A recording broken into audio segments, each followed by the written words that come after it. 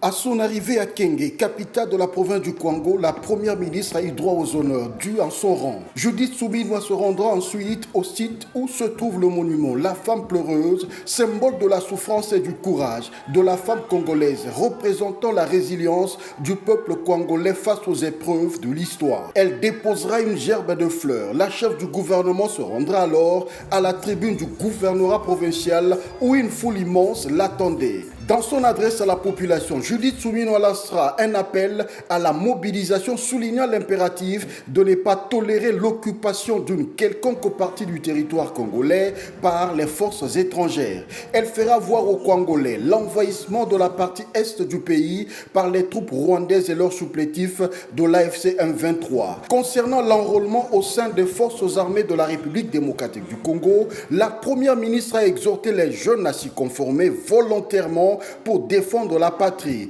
Il faut dire qu'à ce sujet, la province du Kwango a déjà enregistré plus de 300 nouvelles recrues dans l'armée congolaise. Celui-ci a été salué par la chef du gouvernement central. Outre la sécurité, Judith Suminwa a abordé plusieurs autres sujets d'intérêt communautaire. Elle s'est engagée à résoudre les problèmes d'électrification de la ville de Kenge, de la pénurie d'eau potable, des érosions, des infrastructures routières et de la construction d'un hôpital de référence pour le développement durable de Kwango. Judith Suminwa fera voir que des études ont déjà été menées pour l'électrification de la ville de Kenge. Quant au pont Kwango, les travaux avaient déjà débuté. Concernant les érosions, la première ministre a promis qu'avec le fonds de la SICOMINE, le problème des érosions sera résolu.